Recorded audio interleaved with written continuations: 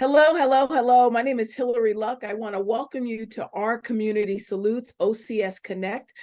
Our organization is here to support parents and guardians in supporting their enlistees on their journey in the military. Today, we have the privilege of having Lloyd Parker here with us today. And many of you may be saying, the topic that we're going to discuss today is transitioning, supporting military enlistees and their family members and the transitioning process. And you may be saying, I just started. My young person is barely out of boot camp. Why are we having this conversation? And I hope that that's the question that you're asking yourself, because I believe Lloyd is going to share with us some pivotal information that's going to make you rethink, when do you start this process and why is it so important that our young people begin thinking about this today and not tomorrow. Lloyd, I feel like I could just hug you. I want to be honest with you. You've supported me and my sons through their military process, and I feel honored to have you on today to be able to talk to some parents and tell them a little bit about you. But before we get started, tell me a little bit about who you are and why you think you have something to offer these parents and their enlistees.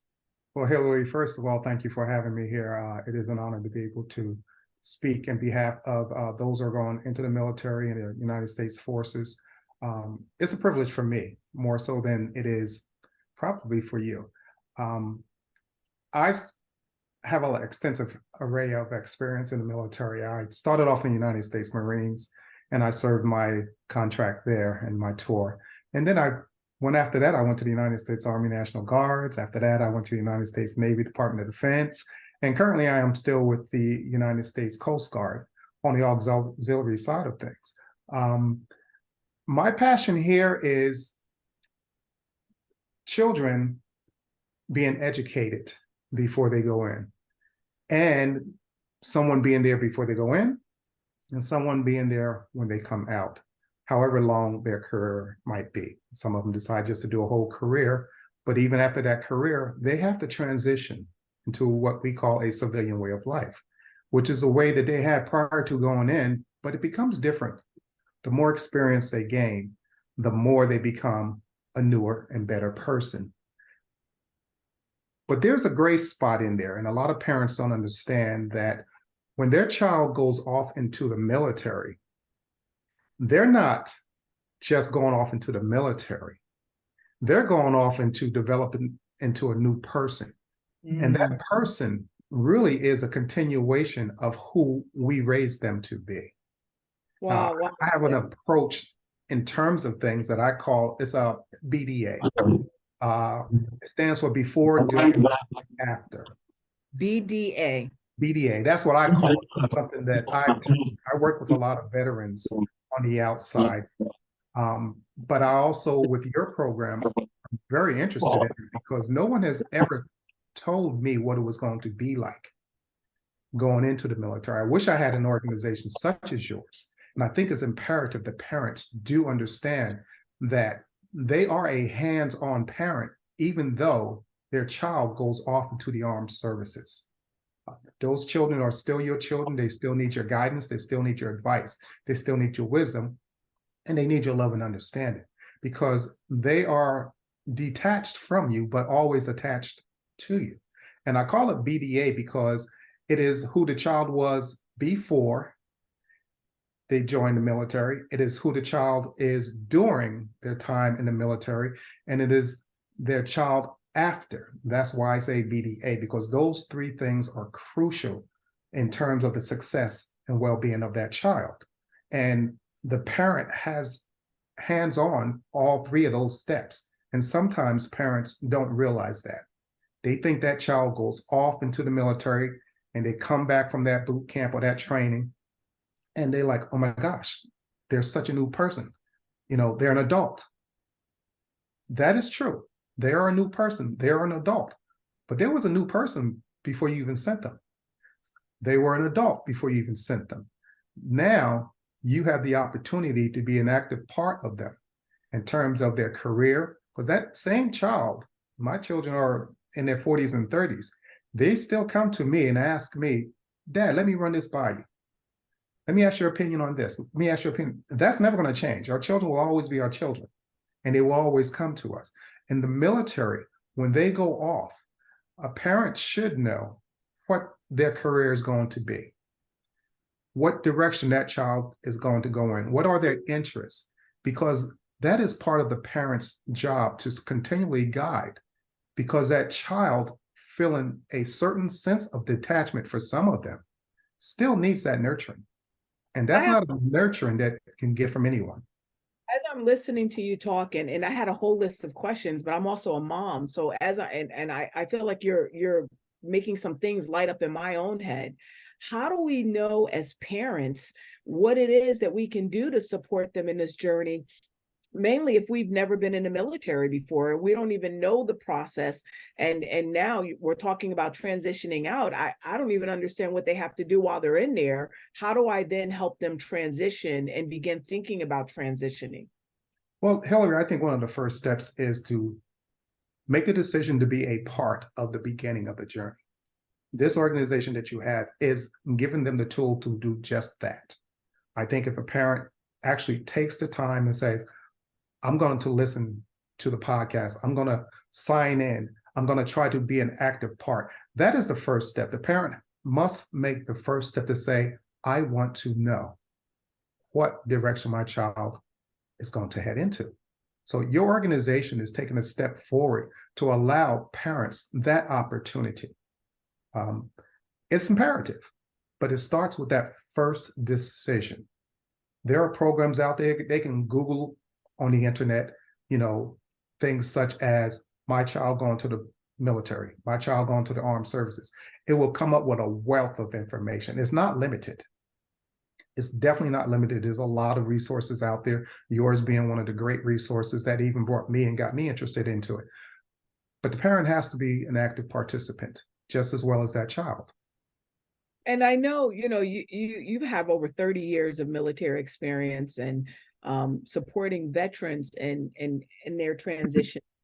Why would you think it would be important to have this conversation now? Many of our parents and many of our enlistees are at the beginning of their career.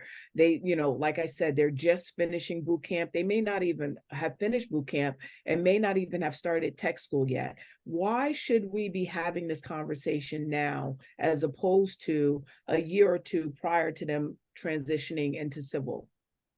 Well, if you don't have it now, it's too late later. It really is.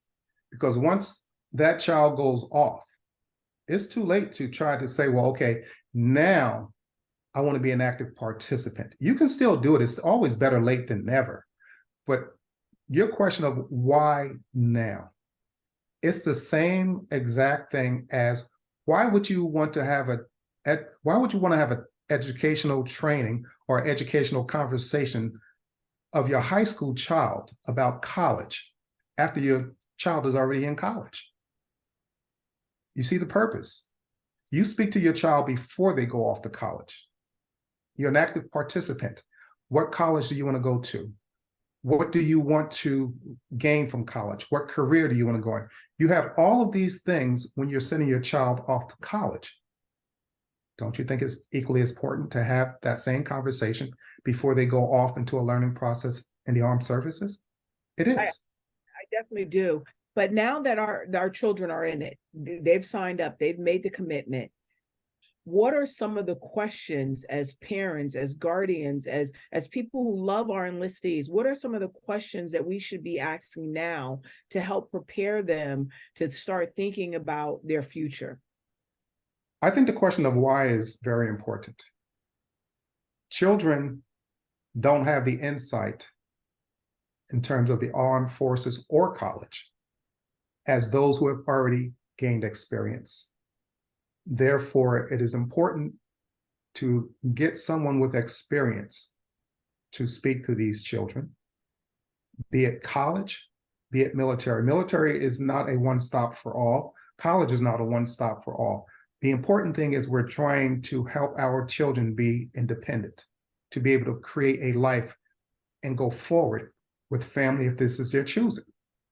Therefore, it is important that we still give them the opportunity. We want to know, why are you going to college? We want to know, why are you going to the armed services? And we also want to know what they expect to gain from it. A lot of children just go in and don't know what to expect. And so what would be some key things, that we can be saying to our enlistees to lead into these type of conversations, to be able to not only help them while they're there, but also help them think about what's going to happen after they leave the military if they don't make a career out of it? That is a very powerful question, Hilary. I made a major mistake when I went and joined in the military. I had no one to really give me the knowledge that I have now to give to others. I went in with the military and I joined the Marines. Actually, I really liked the uniform, so I kind of thought it was kind of cute. I thought it was like, this uniform is top notch. I like it. I hear so many good things about Marines are tough. Those things are all true. But no one asked me, what career are you looking for in the military? Because the armed services is an educational process. I think the first thing outside of the interest of going to the military should be, what career?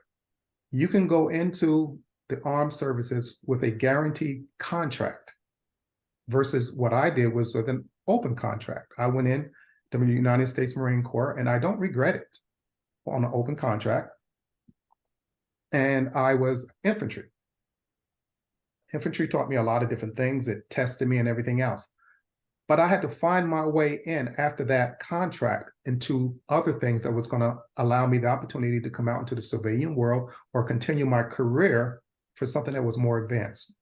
And I chose technology, but it was not easy because I was obligated and I had a contractual agreement that said I can go wherever the military wanted me to go. So that contract is important because it's just like going to college. If you just go to college just to say, well, I just want to go to college, well, you're just going to sit in any kind of class. It may not be beneficial. But if you want to be a doctor, a lawyer, healthcare, then now you know how to fine tune going to college and also going to the military. You know which courses to take. Well, Lloyd, what I just heard you say is that regardless of what our careers our children or our young enlistees have made, we need to be aware of that. They need to be aware of it. And they also need to be aware of what is it that they want out of the military, not just what they're also going to be able to provide and give to the military. Am I right in saying that? Exactly. It's not just a 4-year vacation or 4-year trip away from your parent. It is the beginning of your journey into your whole life. And upfront thought process is important. It's not just what the military is going to provide you with, although that's important as well.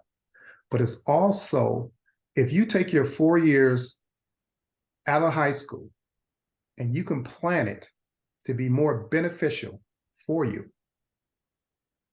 it would be great. It's opportunity.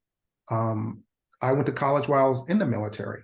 So I didn't come out of the military after 4 years in debt for student loans.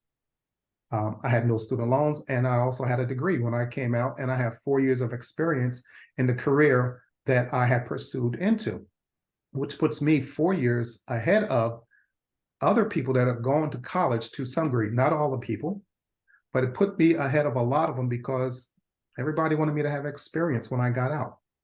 How do you get experience if nobody gives you an opportunity? So I had a 4-year degree and I have 4 years of experience in the course of 4 years. For me, that was beneficial. Is it beneficial for everyone? It could or it could not be. It depends on the individual. So there's some options there. And as parents, I guess our role would be to help our enlistees understand that they do have some options, that they can also be gaining workforce experience as well as extending their education while they're in the military, so they can double up almost like you did if they choose to, and if that's a match for them. Yes. As parents, we know what it was like coming out of high school. We've been there. We know the concerns. We know the worries. We know that feeling of, what do I do now? That's the same exact thing that kids that are coming out of school today are experiencing. And without proper guidance, they don't know exactly what direction they're going to head in. And we can aid them in this understanding if we also take our experiences combined with the experience of others and give them a little bit of help.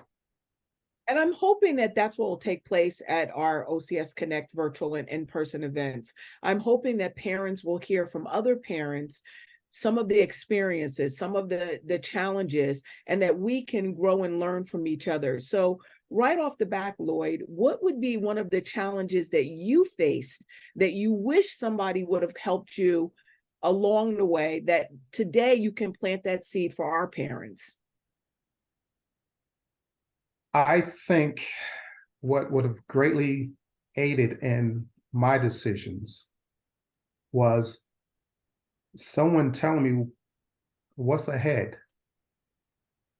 I didn't know what was ahead. I didn't know what 4 years of sacrificing my time, be it college, be it armed services.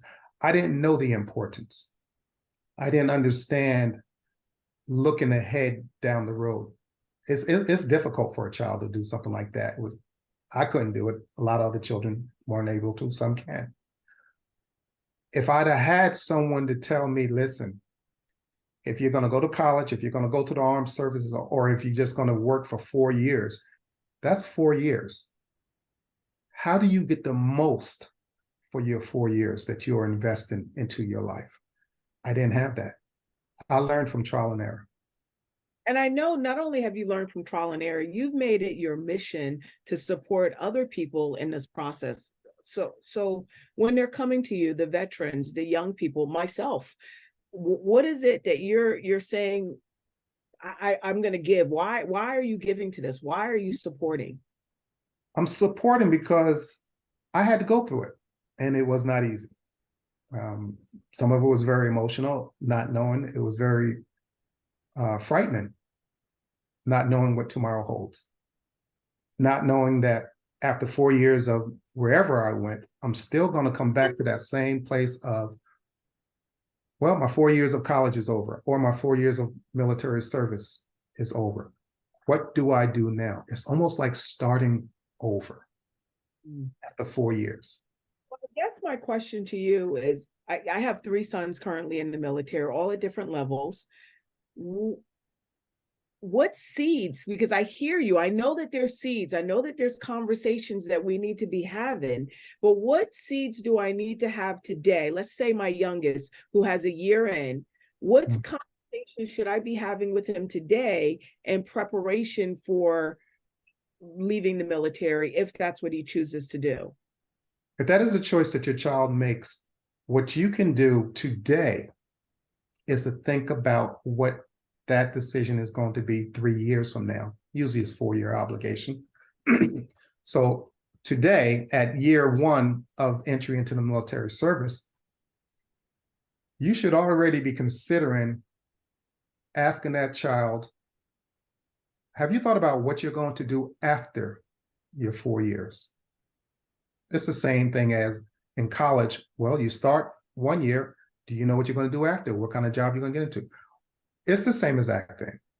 You should be actively participating into either that child deciding on a career, they can do another 4 years, gain more knowledge, or that child, find out what that child's thought process is.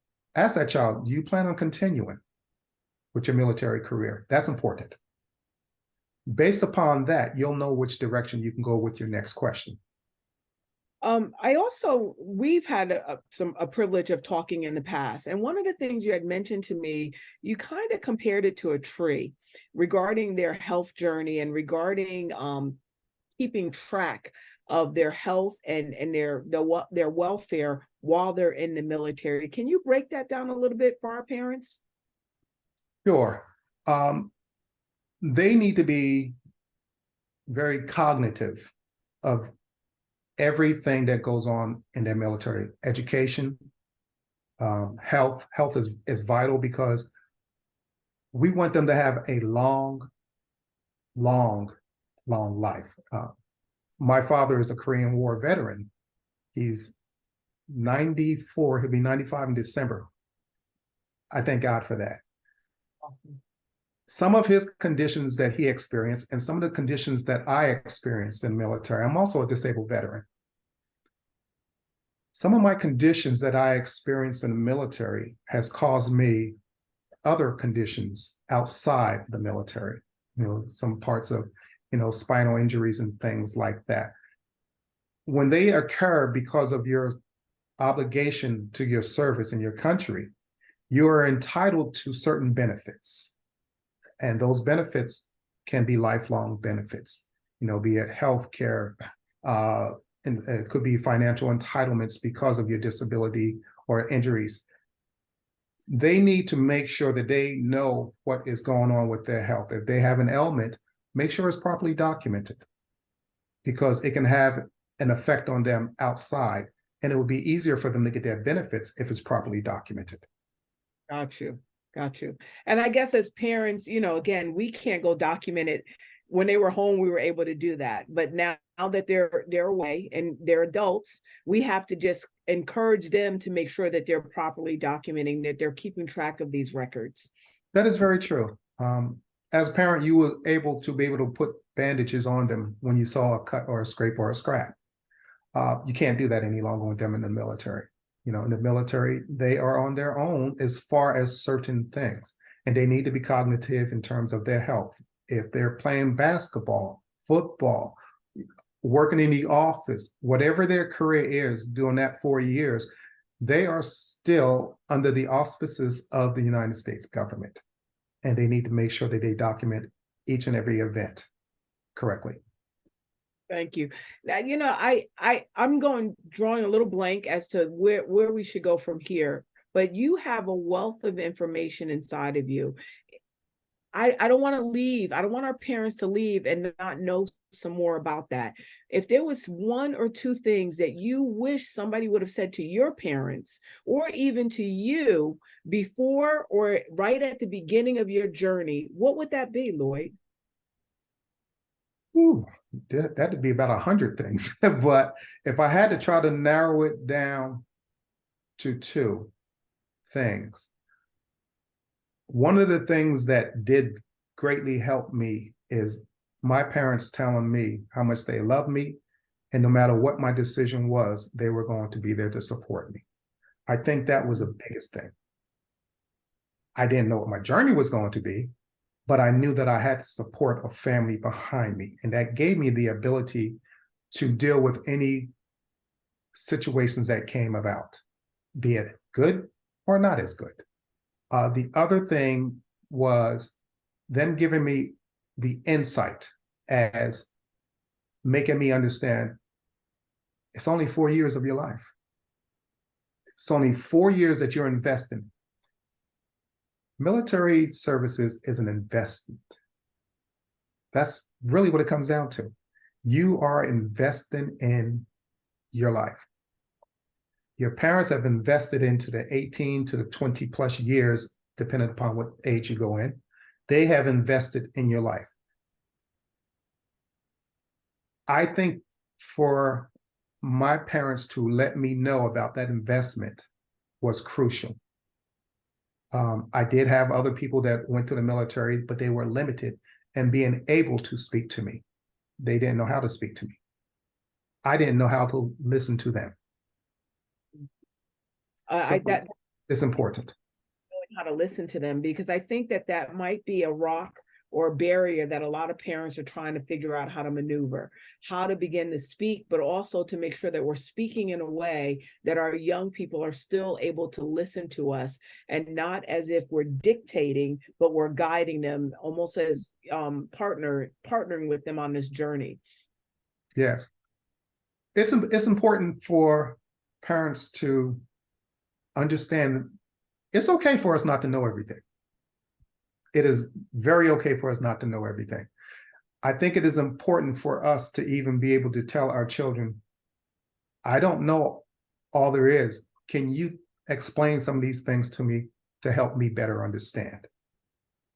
When we do that to our children, it opens up a whole world of them saying to themselves, listen, I can be a teacher right now and teach my parents something that they may not quite understand. And in doing so, we gain a better understanding of why our children are making the decisions that they do and what they're looking for to gain out of it. And we can even go down to the recruiter's office with our children. I know that was one of the things that was very surprising to many of our parents. They didn't understand that they could be in the beginning of the process with their children and have the conversation and ask some questions that was in their heart, not just what their children or young people were thinking, but also questions that they were thinking. I was very fortunate that we had you. And I have to tell you, Lloyd, you opened up our eyes. You made us know that we were a valued part of the military, that the military wanted something from us, and it wasn't just us getting something from the military. And so when we went in, we did have room to have open conversations. For many of our parents now, their young people are in. Their young people may be traveling. They may be doing some things differently than what their parents expected them to be doing. How do they still bridge that conversation so that they can have some hard conversations or even some challenging conversation where they say, I know you've been in for a year, but what are you doing about your education? What are you doing about your finances? What advice would you give to parents and having these conversations? It is the same conversation when they are in their 20s as it is when they were in their teens. The conversation does not change. When your child was in school, if they were doing good in school, you wanted them to do better. So it's the same as that conversation. If they're in the military and doing good, you're still going to want them to do better. So you're still going to inquire in the same type of approach. Well, how's things going? Inquire in terms of how their job is going, because they do have a job in the military. Inquire as to, okay, well, you're working in the military. Have you thought about taking some college courses while you're going? You like your job, but do you like it as much as another job?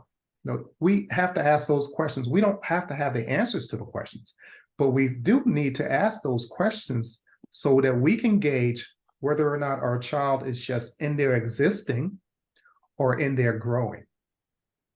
It's kind of like going from junior high school to high school. We watch them grow. Them being in their growing would be also growing into whatever the next step is going to be. So rather stay in the military or they're going to transition out, they need to do and lay the foundation for those next steps. And we as parents get to play a role in that if we choose to, and if we really want to support them in being successful. Would you elaborate more on that? I hope that every parent would choose to be an active part on that. It would be beneficial not only to the parent, but it would be beneficial to the person going into the military. Actually, it's beneficial to the entire family, because not only is the question asked, what is the child going to get from the military, but the parent also has to ask, what are we getting from the military? Because it is our children that are growing in a different kind of way. How is that going to shape and form us as well? Because when that child comes home, that child may have some motivational conversation with the other siblings, such as yourself. You have more than one child that's in the military. So that has an impact out in the entire family. I believe if this is your first child that's going to the military, and this might be the first child that's part of a generation or two generations, they have just changed things totally in terms of open up and an understanding. Lloyd, I know we've only touched upon a few things, and we're going to have an amazing Zoom on November 14th, and we're inviting our families to come out and be a part of it. Why do you think it's important for them to show up and be a part of this Zoom? Because their children are important. Their children are their legacy. Their children are the reason that they go to work every day and try so hard to be successful. They're not just doing it because they want success. They want success for the ones that they love. And because they love their children this much, these things are there for them to know. Well, Lloyd, I want to thank you for your time. I want to thank all of you parents who are out there we are here to serve you. Our desire is to open up a platform where you can have open, honest conversations and get some answers to questions that you already have, and maybe spark you to have some questions that you haven't even thought about.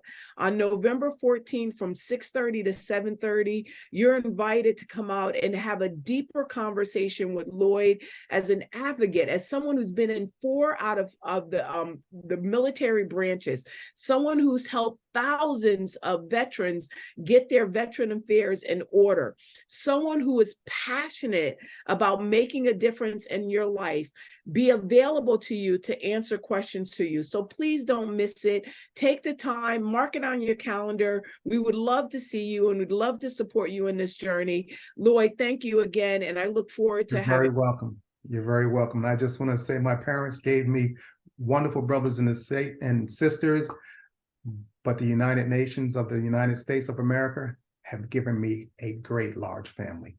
And I thank you for being here, being able to say some of these things to the families. Show up and you'll be very proud of what you learned. Thank you, Lloyd.